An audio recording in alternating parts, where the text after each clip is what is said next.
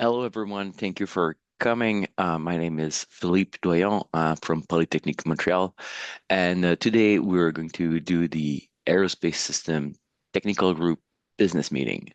So it's a meeting that we have once a year to report the activities that we did in the past year and what we plan for the next.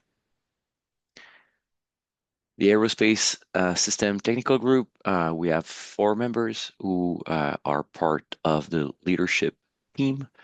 Arjun is our technical group chair and manages most of our organization.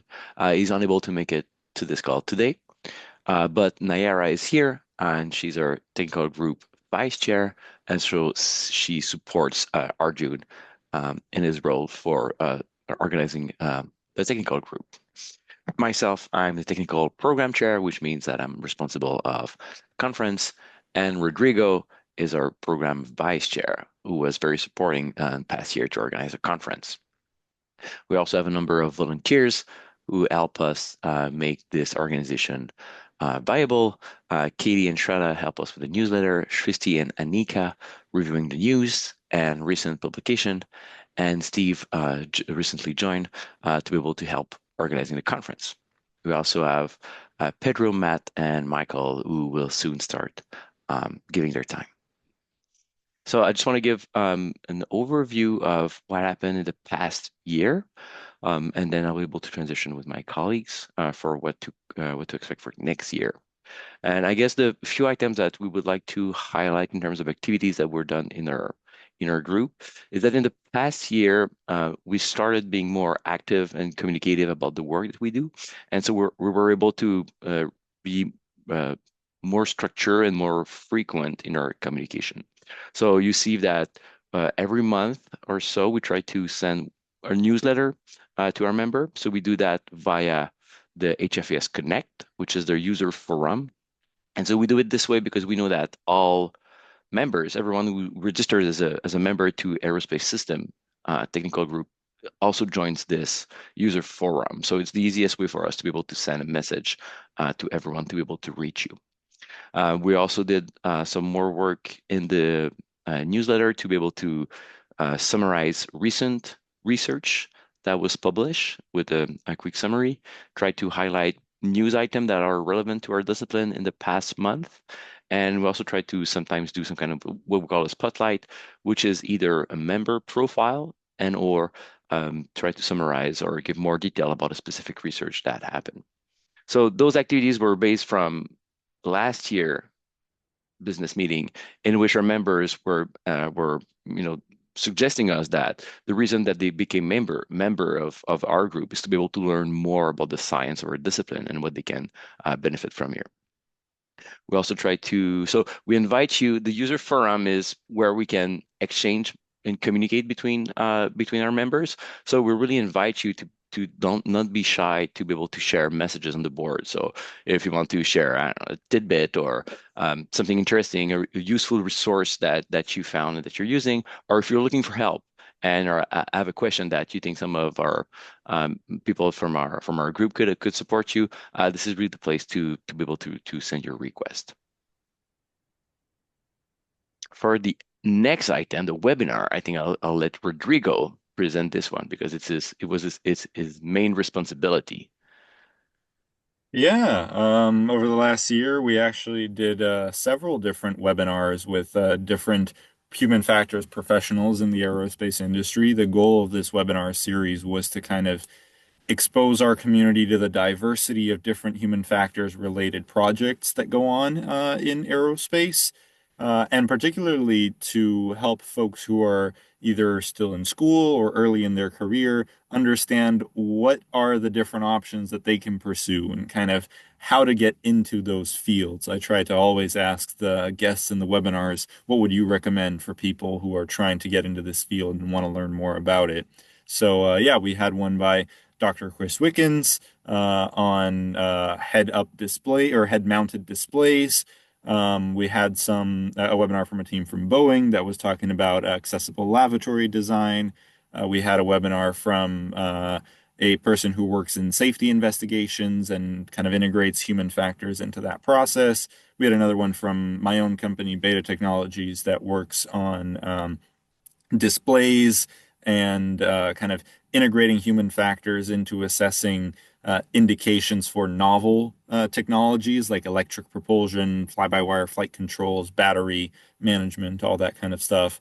So, yeah, we've had quite a few different interesting topics, and we want to keep pursuing those for the next year. So, if any of you are interested in participating in the future, please reach out to me or anybody that you know as well. Reach out to me or forward me their contact, and we'd be happy to bring you on board and showcase what you're doing to the community.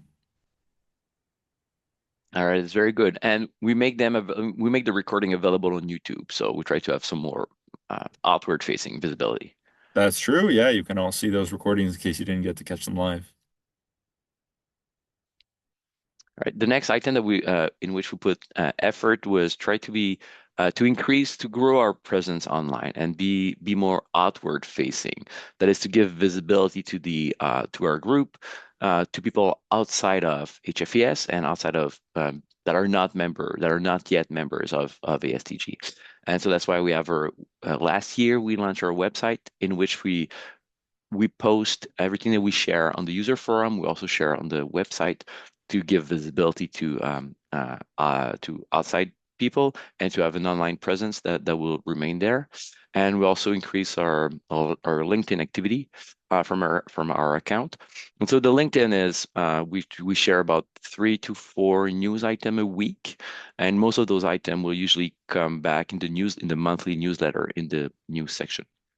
To give you a rough order of ideas, the website we had over 1,000 visitor in the past year, and the LinkedIn we have over 600 member who registered. As you also see from this online presence, we designed a new logo in the past year, and so the logo was to give more visibility to our group across social media. We took inspiration from the HFES logo in the color and branding, and wanted to show 3 wings to embody human, reflecting the core value of our aerospace system TG. And out of this, for all these efforts, have culminated in ASTG receiving the gold level as part of HFES Circle of Excellence. So the Circle of Excellence is an initiative done by the society to motivate the different technical groups in being more active and serving their members. It offers visibility to our group, to the entire HFAS society, and reflects the level of engagement that we were able to deliver in the past year. All right, so that's most of our activities. And then the next big highlight was the conference. And for this one, I think Rodrigo could explain maybe what we did there. Yeah, we had quite big involvement in the conference this year that happened last month in Chicago. We had lots of submissions coming into our technical group. 9 lectures were accepted, 2 were accepted as posters, so that gave us a total of 9 posters, as well as 2 panels that came in, and they were on a range of different topics, including panels that were in collaboration with other technical groups as well. So, if some of you were at the conference, you probably got to meet us in person and watch some of these presentations. But it was great to see the diversity of work that was going on at Aspire this year from the Aerospace Technical Group. We also were able to support 6 students to present their work at Aspire with a travel grant. That is to help students who, might not otherwise have the opportunity to come and present at the conference, because we all know how expensive it can be to travel. And so the ASTG wanted to support these students and make sure that they're able to come and share their work. So we gave out these travel grants of $500 to each of these students. And they were all able to come and present their work at the conference. So that was just another way for us to get involved with our community and sort of give back, because we know that's one of the big purposes of this TG in the first place.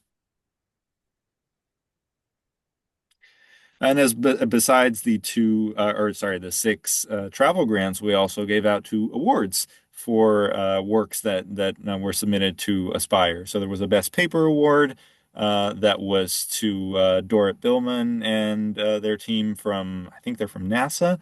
And best student work went to Jivan, who presented at Aspire in person. Unfortunately, the folks who got best paper were not able to attend the conference and present there, but the award is for the work. So we still wanted to honor them with that. Yeah, those were the highlights All from right. Aspire. We're hoping that next year we can do even more, support more students, and yeah, just stay involved with our community through the conferences. All right, super. Now moving on to more serious material. Nayara. Yeah, so as you guys can see, our budget keeps strong over the past few years, and thank you to all of you for that. Our ASTG relies on our members to keep supporting the work that we have been doing over the past few years. And also, our membership has been growing. So, thank you again for joining, for being part of this whole activity. We have basically doubled our numbers since 2022, which is great. And I hope that the next year we can see you all back here again. And if you are at a company that you know that some of your human factors colleagues are not yet part of our group, you can spread the word. We really rely on all of you to make sure that we can give back to our community and our students and researchers that want to increase the human factors as a discipline in aerospace and aviation systems. And as you see, for the past year, the expenses that we did have was always related to giving back to students and the community. As Rodrigo mentioned, we did have some student travel grants, and our plan is to keep them going for the next few years. We also did some promo material. It's the first time that we have tried to do such a thing, and it was a success during the conference. Folks really liked the stickers and also the airplane stuff that we gave them there. So we want to make sure that we have also some presents for folks to remember our group later on when they go back to their companies and their schools. So that was a really cool thing for us to do, and we're probably gonna keep doing that next year and forward. And also, we did support our community outside our technical group. We provided funds to the Inclusive Human Factors and Ergonomic Society, which they support the students for underrepresented colleges here in the United States to attend the conference, and also make sure that once they are at the conference, they can feel supported and included within the community. We also supported the Council of Affinity Groups within HFES. So to support focus in HF human, for example, or the LGBT community in there. So we also keep on doing that moving forward. Next. And as I mentioned about moving forward, we do have a lot of vision and plans for our budget for next year. And a lot of these rely on our members. So if you're here in this call today and you feel compelled about help us out with the work that needs to get done, feel free to reach out. But basically, for the next year to come, we do plan on maintaining and improving our current level of membership engagement. As Phil and Rodrigo have mentioned, this past year has been great for that. There were a lot of new initiatives to make sure that we have a presence on social media, we have a presence on the HFES forum, but we want to continue to maintain that, and that requires work. Summarizing the news, making sure that we are on LinkedIn, we are posting frequently, we are reaching back to students who reach to us in those places. And as such, if you feel compelled to help us out with that, we do plan on maintaining that level of engagement and, of course, growing even more for the next year. We also intend to keep going more and engaging more with students and early career researchers in this transition from being a student to now being in the workforce. And as such, we're going to be doing this Stay Connected initiative, basically mentoring a program together with HFES So mentoring, pairing a student or early career researcher with someone more established in the field to make sure that they feel supported within the community, and also they know where to look for resources and how to better develop themselves to be successful as a human factors engineer or researcher within their space and systems field. We also want to expand more initiatives to help closing this gap that we have seen between what industry is doing in human factors and what academia has been doing in human factors, to engage more through collaboration and knowledge exchange. And one of the ways that we have been doing this in the past year is the webinar that Rodrigo has mentioned. That's just a first step, right? On sharing the knowledge of what industry has been doing. We want to keep it growing that even more for the next year. And if you work at a company that you feel there is some opportunity here to better engage with academia in different aspects, or if you are in academia and you feel like you want to get better engaged and better connected with industry folks, also reach out to us and we can chat about something that perhaps you want to be leading with us in the next year. We also want to ensure that whoever is in the group itself feels connected with each other, right? We have 100 members, but we cannot just meet each other at a conference once a year. So we intend to do similar programs to what our affinity groups have been doing for the past few years. So some game nights over online or coffee social online.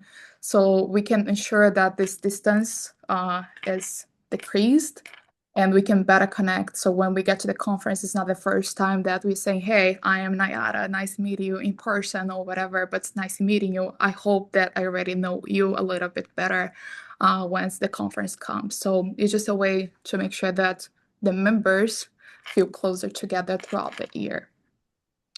We also want to continue with all the student travel grants.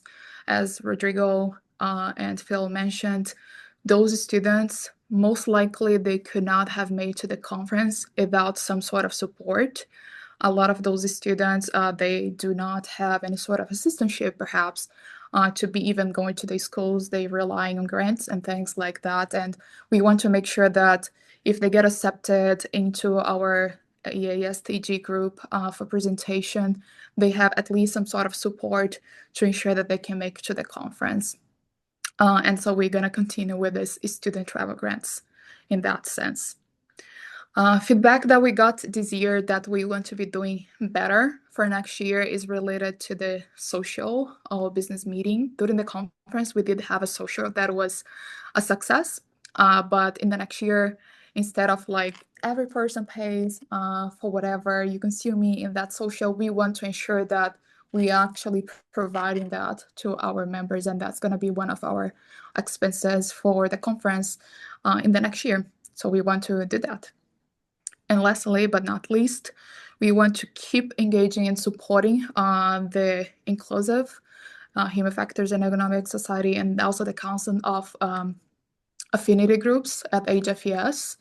Because these groups, differently from us, they don't get membership support. Like for you to join our group, probably you or your company is paying $5-7 per person. That's how our budget increases. But anything related to diversity and inclusion and equity within HFES, they don't get the same type of support. So they are relying on the other technical groups that have budgets to make sure that they can keep going on their initiatives. And we want to make sure that our group, as we have a stable budget, we can keep contributing to them in the next year or so. Next. And for the next year, with all these activities that we're gonna be doing, we did have a change in leadership from this year. Every time that we have a voted position, the person stays in the voted position for 1 year, and then we move up the ladder. This year, I was the vice chair. Arjun was the chair. Next year, I'm gonna be the chair, and my position became vacant. Rodrigo was the program vice chair, and for the next year, he's gonna be the chair. Phil used to be our chair for the program, and now he stepped down from that position just because he moved up the ladder. And we did open nominations for those two open positions in here. So the vice chair for the technical group and also for the program portion of it. And those were closed on October 31st.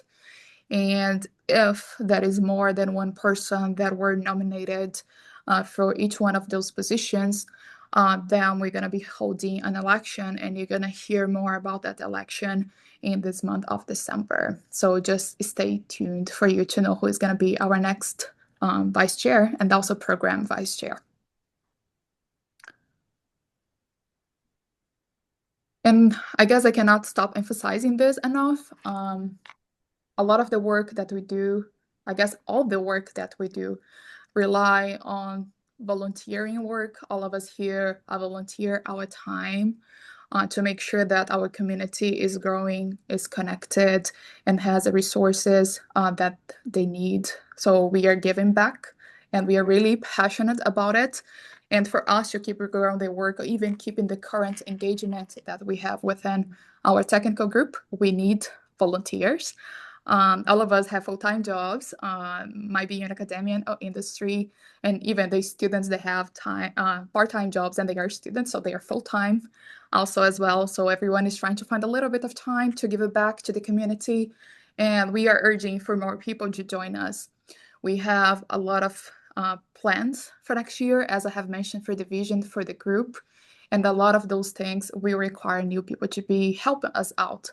So if you are interested in doing some student outreach, as I mentioned to you, we want to better connect with the students and early career researchers that are transitioning from being student to being now a practitioner.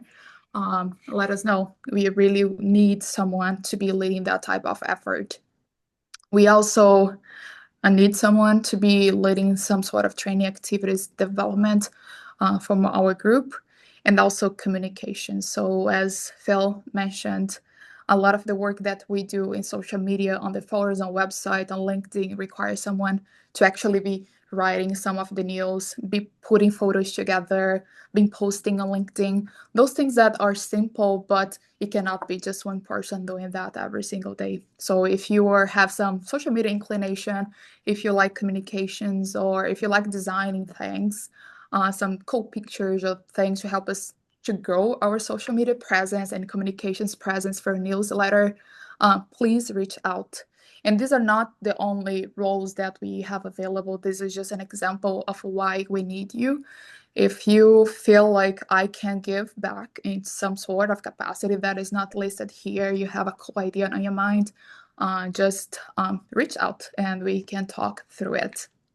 Yeah, and I guess we're very friendly. I mean, we meet every other week. So every 2 weeks we have our 30-minute online call just to get over current business and then plan for the next actions.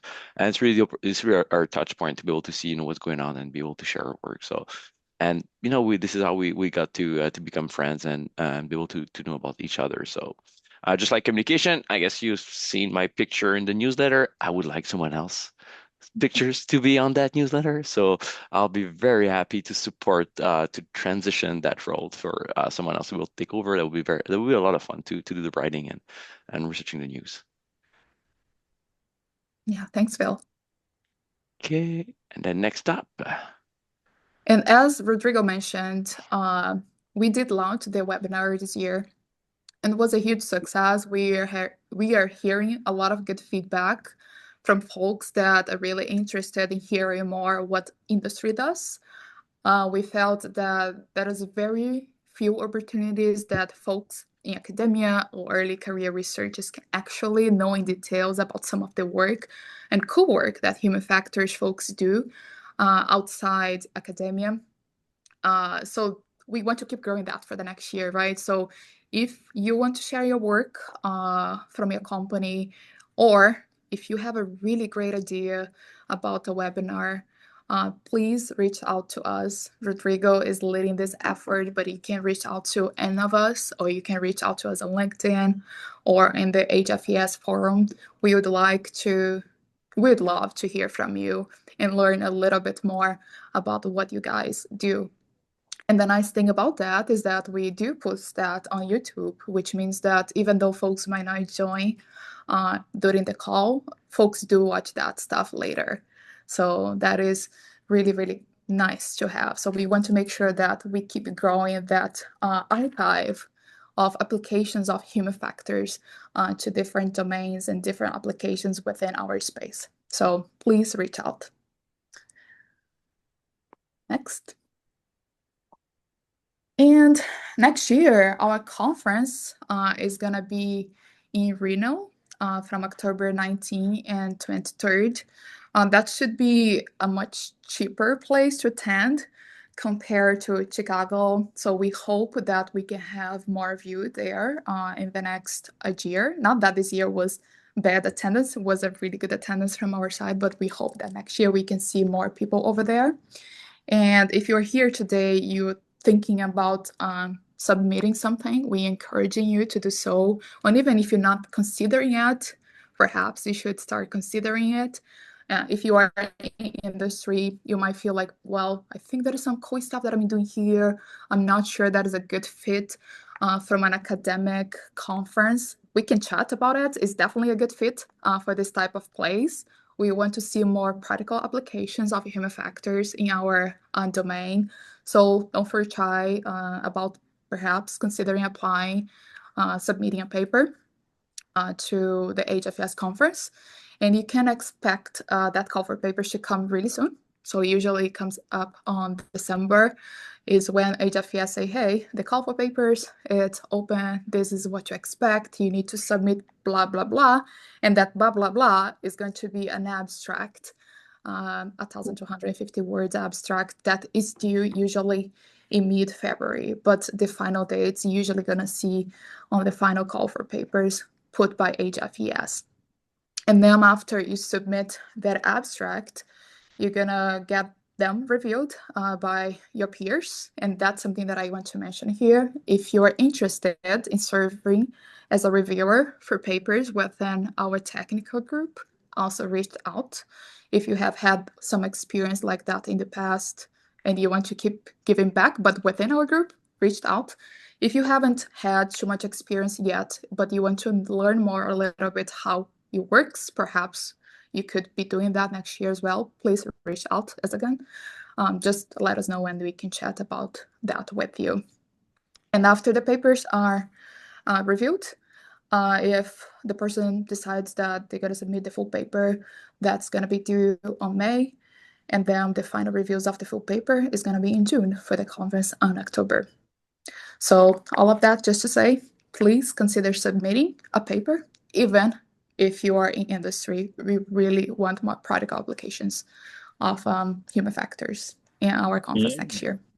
And I will also say, if any of you have suggestions or ideas for things that you would like to see at the conference, like maybe activities with the Aerospace Technical Group or other things that you would like to see, let us know. Reach out to us. We're always looking for different ways of engaging with you guys.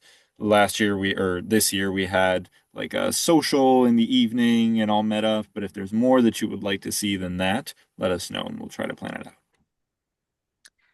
Yeah, that's a good point. And also that comes for panels. If you'd like to discuss a panel that you'd like to see at the conference next year, a topic, but you're not even sure how to put that together to even be considered within the HFS conference, you can also reach out to us. We love to hear from our community what they want to hear about at the conference when it comes to the panels within our group. So just let us know. And of course, as we mentioned, we have grew our online presence, but we would love to have you better connected with us. Our LinkedIn is growing well, but we'd like to see even more members in there. We have about 600 something members so far, which is really good compared to the other groups. But if you're not yet following us, please like us on LinkedIn and follow us on LinkedIn. In the same way, please become a member on YouTube so you can see all the webinars that we are having throughout the year, and you can watch the videos later on. And also, of course, our website. It's where, as Phil mentioned, we're going to be posting a lot of the news, that we post on LinkedIn. And also the newsletters, everything's going to be there. That's the centralized place that you can find a lot of the information about our technical group.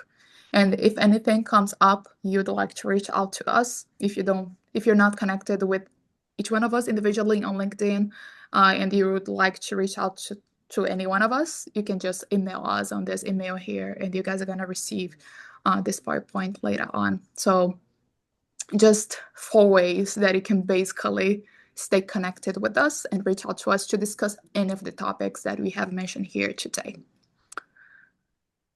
And with that, we really appreciate all of you taking the time to be here with us today, learning a little bit more of what we did in the past year, but also what we want to do for the next year. And with that, I will take any questions, me, Phil, and Rodrigo, and Steve, if any. Hey everyone, here's João. I talk from Brazil. That's actually my very first time into a HFES um, meeting. So a quick question, especially for the ones out of US. How do you guys see the engagement and the coordination for those that aspire to be more, present and participate more in the activities out of the country? Thanks. Yeah, I can take that one. Thanks, Ron. As I mentioned, the visions that we have for the next year, some of them including to be more connected throughout the year, and that connection is going to be online. And that's one of the main reasons why we wanted to provide the online engagement, just because we also want to make sure that we're reaching people outside the United States. And one of the goals that we have in mind is to better reach out, like Latin America, Brazil included, right? That has a huge ergonomics presence, but not so much a presence here in our group. Most of our members are within the United States. But yeah, we are planning on trying to do some activities online to make sure that folks outside the US can join. But ultimately, if you have any idea or suggestion, maybe something that you have been thinking on the activities that you have been doing there that you believe we could help out to be better engaged with folks over there that are not in the US, we also would love to hear from you. Yeah, and I'll also say we've been trying to get our webinar series to be more kind of expanded into other countries as well. We had somebody from the UK give a webinar earlier this year, and we're talking with some other people who might be able to do some as well. But especially when we're talking about like how can people in academia or students, young people in their careers get involved in HF. We want to make sure that we're talking about that not just in the United States, but all around the world, right? So I think if you or anybody that you're interested or that are interested in participating in these webinars that don't necessarily live in the United States or North America, that could be a good way of getting other parts of the HF community involved in our group. So you can always reach out to us for that. Great. Thank you. Thank you, Nara. Thank you, Rodrigo. Anyone else? Don't be shy. I mean, it's fine. If you have a question about the budget, I'm very, very open to answering them, all of them. So I guess, yeah, if I can reflect also, so when we started, I mean, for those of you who've been in the TG for maybe a bit longer, I guess when we started in I remember back in 23 with Arjun and Amanda, and we wanted to be more active because to be able to be more communicative and outward facing with the group. And I guess at the time it wasn't clear what we wanted to do. And so we just try quick wins or baby steps to be able to do. So that's why we started with a website, and then we started to have this monthly communication via the user forum. And from there, it kind of got structure. And so now it's the way that it goes. We just have this monthly email, and we do the work and behind the scene, and we meet. So the executive, we meet every other week, when we've been doing that for the last 2 years now. And this is really what got us to, I guess, be more structured and bonded together to be able to be more forward-looking in what we do. And I hope it pays off. I guess it pays off in we see that in the number of members that we have. And so I've known that other TGs have seen their membership decrease in the past year, and we're very fortunate to see that we're still growing and that we already have a very strong membership number. Um, and I guess, yeah, what we would like to be able, what we would like to keep doing in the future, in the next year or two or three, is try to be able to keep that workflow more consistent and structured. So now it's a handful of us who does the work, and we would like to be able to share that with other people. We'd like just to be able to give some of their time, and it's very helpful. It's very helpful. It's very pleasant actually to be able to meet each one of us and be able to talk about that. So yeah, and the other aspect that we have in mind, I guess, for whenever it comes time to decide about budget or activities, is that um, I guess our main focus is to retain the members that we already have. So to make sure that when you pay your membership, you feel like you're getting value out of this and out of your participation. And the other aspect is try to recruit new members that are not yet in ASTG or that have been in the past and have not renewed. And so this is our two guiding stars and most of what we do. So And also, I want to say that don't feel like trying to volunteer is going to put a lot of work on you. We can use 100 hours of your time, but we also can use 2 hours of your time. So whatever you have available in a given month, we can always find something for you to help us out with. It's not us imposing how much you need to get engaged with, but rather whatever time you have available that you're willing to give it back with us, we would love to have you on board. Hi, thank you for the explanation. I will be interested in volunteering. I think you kind of sort of answered my question on how much workload is expected. So I was wondering who should I reach out to about what I could do, and if volunteers are expected to attend the biweekly meetings. you're most welcome if you want to. Yeah, it's not mandatory. We'd love to have you in the bi-weekly meetings, but of course, schedules get crazy even for us. Like, oh, there is a work meeting I cannot make this weekend. It's totally cool. You don't need to be in those meetings every other week. But if you'd like to discuss more how you can help out, you can talk to either me individually, or if you want to go to our next meeting and discuss with everyone, that is also okay. Whatever you feel more comfortable with. If it's more like let's brainstorm together, or if you have something already in mind that you want to share with everyone, that would also be an option. So it's really up to you how you want to do it. But you can chat with me or Okay. Rodrigo or Phil or Steve and of us. Yeah. Yeah, perfect. I'll probably send one of you guys an email about that. Thank you. Yeah, thanks, Alana. So I got to ask a question for everyone here. Would you like to do some kind of online discussion where, we meet every other week for half an hour, and so we got to know each other, and we know we have jokes about one another, and that's very fun, and we were able to grow our friendship through that. Would you guys like to join just some kind of this online discussion where we would leisurely talk about aviation and what interested us or what caught our attention in the past um, few weeks or so. Is that an activity that you guys would like to do and or play games and whiteboarding? That, that's a great idea, Felipe. Actually, I think we've been discussing a webinar in January sometime, talk about aerospace and how we use human factors in it, right?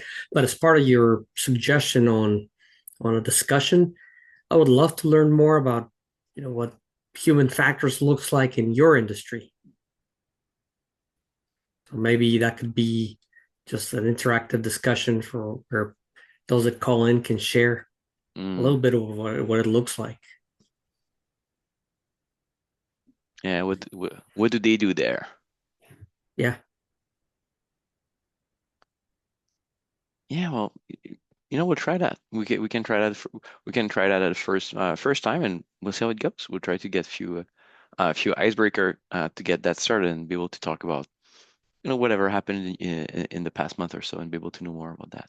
Just like we had those side conversation at the conference Pedro, when we would, meet during the coffee break and we would just start a chat. So Right. Yeah. That's good. I think at last year's business meeting, I had ran a mini aerospace and human factors trivia game, and I yeah. think people enjoyed that. I'm happy to do that kind of stuff again if folks are interested. All right. Well, Okay, listen, then. Lucas. Well, thank you again very much for the time and taking the time in joining and the feedback that you were able to give. I hope you enjoyed the discussion that we had and the reporting that we did for what happened in our group in the past year and our plans for our next year. Yeah, thank you all for joining. And Yeah, thanks all. you should see this recording online later on and also the PowerPoint if you want to refer to that back later. Thanks. Thanks all. Bye. Thanks, Bye-bye. everybody. Camera's on. I don't know why I waved.